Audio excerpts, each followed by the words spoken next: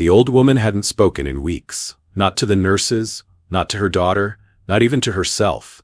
But the moment the pug curled up at her feet, she looked down and whispered, "Buttons?" No one knew the name, no one even knew she remembered anything. But the pug did something no medicine ever could. He brought her back, if only for a moment. This isn't a story about a dog being rescued. It's about the dog who came to rescue us. The world kept moving outside. Cars crawled through the rain. A woman with a red umbrella hurried past, one heel clicking faster than the other. But inside the walls of Golden Pines, time had slowed to a quiet hum. The television in the lounge murmured reruns no one was really watching. A cart rolled down the hallway with lukewarm tea and applesauce cups. Plastic flowers bloomed on windowsills, stubbornly cheerful. And in room 104, Eleanor sat by the window. Same chair, same shawl. Same blank stare at the birch tree just outside, its branches bare and brittle from the season's chill. She didn't look through the glass anymore. She looked into it, like she was waiting for someone who'd promised to come back but never did. The nurses were kind. They smiled when they came in, asked about her sleep, her meals. Sometimes they got a nod, sometimes not. "She's still in there," one whispered once as they changed her sheets. "She just doesn't always come out." Eleanor didn't speak much anymore. Not since the funeral. Not since her daughter stopped visiting. Not out of cruelty, just the slow erosion of life getting in the way. Grief had settled in her bones, made her joints ache, made her days long and her nights longer. But nobody noticed the way she still pulled the blanket up to her chin at exactly 9:12 p.m., like she used to when her husband would call from the road. No one asked about the photo in the drawer. The one of a man in a faded baseball cap, kneeling beside a little pug with a tongue that never quite stayed in its mouth. Across the city, in a one-bedroom apartment above a broken neon sign, another kind of quiet sat thick in the air. The pug paced, small paws across cold laminate, back and forth, back and forth. He whimpered now and then, pausing to sniff the empty food bowl. Then the space near the heater where the man used to sit with his boots off and curse at the news. But it had been days now. The boots were gone. The man, too. The pug didn't understand why the walk never came. Why the voice, loud and gruff but still familiar, had vanished. He only knew the silence had a different shape now, heavier, hollow. When the door finally opened, it wasn't gentle. The man's voice snapped through the space like a slamming drawer. "Shut up already." The pug backed up, trembling. Then the man reached down, grabbed a grocery bag off the counter, and flung it outside. The bag landed on the sidewalk with a wet slap. An old towel, some kibble, a chew toy that had once squeaked. The pug looked at the door, then at the bag, then at the door again. He didn't move right away, just stood frozen, ears low, body shivering. Then came the hand. Not to pet, to shove. Out. The door slammed, hard, and just like that the pug was on the sidewalk, alone. He stood there for a long time, still facing the door, as if it might open again. As if maybe there'd been a mistake, but it didn't, and there hadn't. Back at Golden Pines, Eleanor stirred in her chair. Only a little. She reached, almost unconsciously, and pulled the photo from the drawer, held it in her lap, stared at it. The nurses passed by without noticing. They'd seen her do it before. But this time she whispered something, just one word. "Buttons." The rain hadn't let up all day. It drizzled like a whisper on the rooftop of Golden Pines. Steady. Relentless. Not dramatic. Just there. Like grief that's gone quiet but hasn't gone away. The night shift nurse, Carla, was filling out medication charts when the front door buzzed. A figure stood outside in a soaked blue hoodie, arms cradling something wrapped in a threadbare towel. Carla opened the door, already sighing. "Shelter's full," the woman said before Carla could ask. She was shivering, hair wet, shoes muddied, a streak of mascara traced down one cheek. "Found him behind the pharmacy," she added, softer. "Someone dumped him." She peeled back the towel just enough. 2 black eyes blinked up at them, a flat little nose, wet fur, worried brows. "Just for the night?" the woman asked. "Anywhere warm. I'll come back first thing." Carla hesitated. No rooms, and the residents. She trailed off. They had rules, regulations, liability. But rules don't warm bones, or soften the sound of being alone. Carla looked at the dog again, at the woman's eyes. Then exhaled. "One night, if he's quiet." She pulled the towel open, set the pug gently down, and that's when it happened. No barking.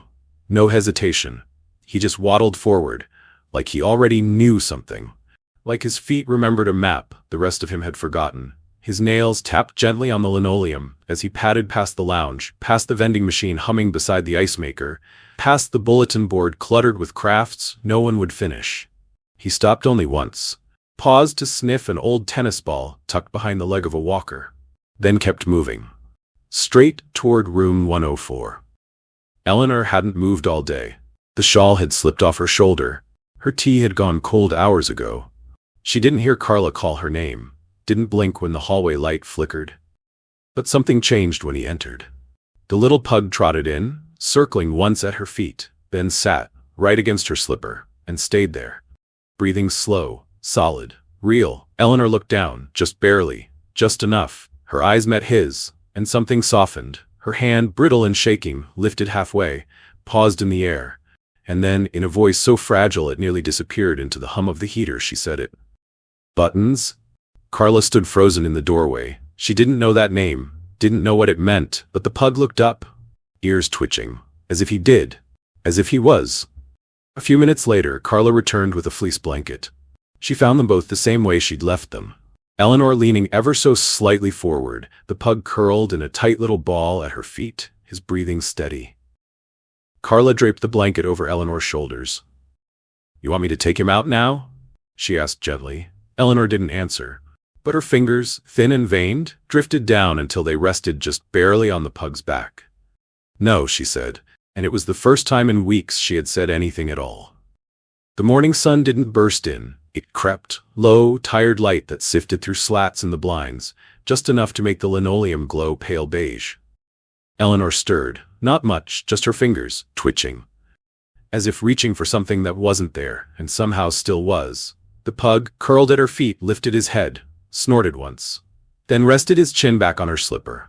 That's how her daughter found them. She stopped in the doorway, hands still holding the paper bag of muffins, eyes wide, voice cracked. "She asked about breakfast," she whispered, more to herself than the nurse behind her. Carla looked up from the chart. "No prompting?" "No, just, am I late for breakfast?" They both stared. And in this place, where time is slow and grief moves quiet, that was enough to feel like a miracle. The pug stayed. Not officially. There was no ID badge, no bed in the system, no veterinarian on call, but everyone stopped asking. He belonged. Maybe because he never asked for anything, never barked, never begged, he just showed up. During physical therapy, he napped on the exercise mats. One ear flopped lazily over his eyes, occasionally letting out a grumble if someone stepped too close. He followed Rosa, the cleaning lady, up and down the halls, never in the way, just there, like her silent little assistant with Paws. Rosa started humming again while she worked. No one mentioned it, but they noticed. Then there was Harold, Vietnam vet, sleeps in fits, wakes in fear, used to sit alone in the garden, chain smoking until his hands shook. Now, there's a worn fleece blanket always draped over his knees, and under it, 2 small paws and the soft rise and fall of a dog's breath. "He knows," Harold said once. Didn't explain further, didn't have to. Lunch was different too. Margie, the retired librarian, used to pick at her food. She said everything tasted like cardboard feelings.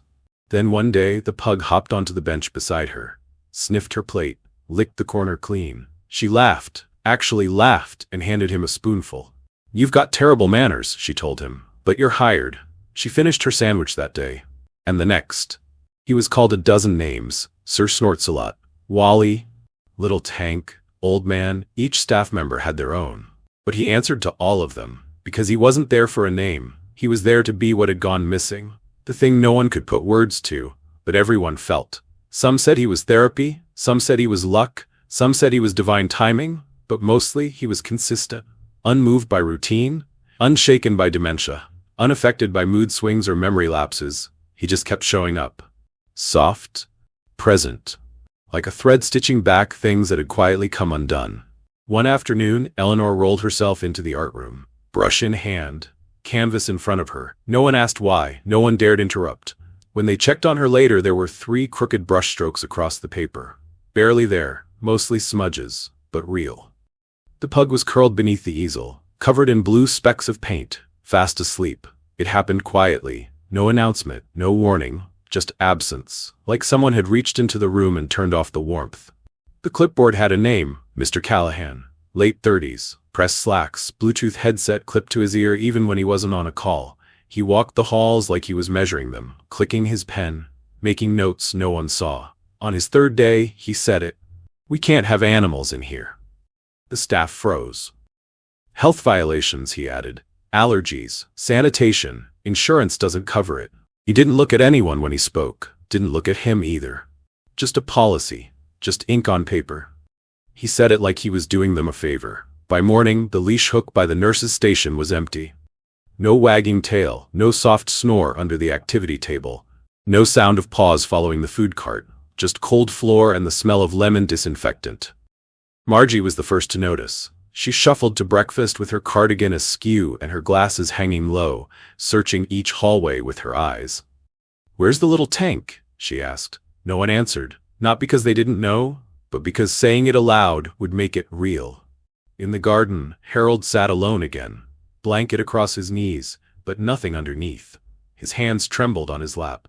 Ash fell from his cigarette onto his pants. He didn't brush it off, didn't speak, didn't blink for a very long time. By noon, Eleanor was back in bed. No therapy, no breakfast, no words. She stared at the wall like it had said something cruel. Nurse Carla tried twice to coax her up. "Just a little walk, sweetheart." Eleanor closed her eyes. She wasn't asleep. She was disappearing again. It was Rosa who cried, in the supply closet, silent sobs with her fist pressed to her chest. Because the dog used to wait for her by the mop bucket. Every afternoon. She never told anyone that. But when she folded towels now, they stayed wet longer. The place hadn't just lost a dog. It had lost its rhythm, its pulse, its soft little heartbeat that had been padding behind everyone when no one else was listening. That night, silence wrapped around the building like fog. No thump of paws against the doorframe. No low groan from under the beds. No bark when someone forgot to knock. Just silence. And that silence wasn't peace. It was absence. The director didn't notice. He walked the same halls, checked the same boxes, typed the same reports. But he couldn't feel what they'd lost, because what they lost wasn't written on paper. A week passed. Margie stopped finishing her sandwiches. Harold's cough came back. Harder. Longer. And Eleanor? She didn't ask about breakfast anymore. The art room stayed locked. The mats in therapy stayed clean. Too clean. And Rosa stopped humming. Once, Carla found an old towel behind the bookshelf, stiff with dried paint, still faintly smelling like dog. She picked it up, held it to her chest for a second, just a flicker. It smelled like a warm belly, like hope. Then it was gone. The pug, now crated in a kennel 30 minutes away, lay curled on a metal floor, his bowl still full, his tail still, his eyes fixed on the door as if it might open. As if someone still remembered, as if he still had a place to return to. 3 days after they removed him, a quiet knock came at the director's office door. He barely looked up. Another complaint, probably, about the new scheduling system, or the coffee machine. "Come in," he said. The woman who entered didn't sit, didn't smile. She wore scrubs with faint bleach stains at the hem. Her name tag was flipped backward, and her eyes, tired, red, didn't blink much. "I want to talk about the dog," she said. The director exhaled hard through his nose. "It's been handled." "No," she said, a little louder. "You don't understand." He leaned back, folded his arms. She stepped closer. He knew. The silence that followed wasn't the uncomfortable kind. It was the kind that asks, "Do I have your attention now?" The director said nothing. So she went on. It started small. A pattern, really. One she hadn't wanted to believe. "I thought I was imagining it," she said. "At first, every time someone was close, really close, the pug would be there. Not curled up near the nurses, not lying by the sunny window, not playing with Margie or waiting for Rosa's mop bucket. He'd just find them. Sometimes they didn't even look sick," she said. "They were talking that morning, eating, laughing even. And yet that evening, they were gone. And he was there. Not pacing, not barking, just present, at the foot of their bed, or at their side. One paw touching the back of a hand. The director didn't speak, didn't blink, but something in his face shifted. Barely. A flicker of memory, maybe, of all the nights death came and no one saw it coming. Except maybe one. "They died with his paw on their hand," she whispered. Some of them hadn't had touch in years. He looked down. The edge of his desk was smooth and worn, the kind of surface you run your thumb across when you're trying not to feel something. He didn't know what to say, so he asked, "Why are you telling me this now?" The nurse shook her head, slow and heavy. "Because no one else will. Because they think I'm grieving the dog." She swallowed hard. "But I'm grieving what we lost when we didn't believe what he was trying to tell us." She reached into her pocket, pulled out a folded piece of paper, worn, soft, edges curled. She placed it on the desk. "I found this tucked in Mr. Halverson's Bible," she said. "He wrote it 2 days before he passed." The director unfolded the note. The handwriting was shaky, barely legible, but the message was clear. "If I don't wake up tomorrow, tell the little one thank you." He stayed when no one else did. The air left the room, like a window had opened somewhere and taken it with the wind. The nurse stood there waiting, not for permission, just to be heard, to be witnessed, to be believed. And maybe something more, hope perhaps, that this place could still be human. That something sacred hadn't slipped away forever when they removed a dog from the hallway. She turned to leave, stopped at the door. "I think he deserves to come home," she said softly, "even if just for one goodbye." Then she was gone. Emotional callback. That night, the director sat alone in the staff lounge. No clipboard, no Bluetooth headset, just a small towel in his lap, frayed at the edges. It still smelled like paint, and something else, something that wasn't there anymore. He turned the note over in his hand, read it again and again. Not for the message, but for the presence behind it, for the space it left open inside his chest. The next morning, a van pulled into the driveway, and from it, an old pug stepped out. No fanfare, no reunion scene, just quiet paws on polished tile, slow, gentle. He stopped by the nurse's station, sniffed the air, then walked without hesitation into room 213.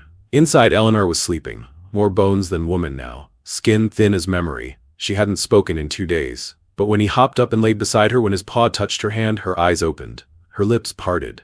No sound, just a soft breath, a smile so faint it barely counted, but it was there. And then, with a quiet sigh, she was gone. The director stood in the hallway outside, hand on the frame. He didn't cry, he didn't speak, he just stood, still, watching, listening. Like maybe, finally, he understood. The front doors didn't swing open, no fanfare, no music, just pause, clicking softly on tile, steady, familiar, like someone who stepped out for a moment and finally came home. Eleanor was by the window again, the one that faced the garden, the one that never opened anymore, but she sat there anyway, just in case the wind remembered her name. The pug walked in without a sound, like he'd always belonged, no bark, no whine, just a calm, quiet return. Hank, the quiet vet, saw him first. The newspaper slipped from his hands, his eyes filled, not from surprise, but from something deeper, something old.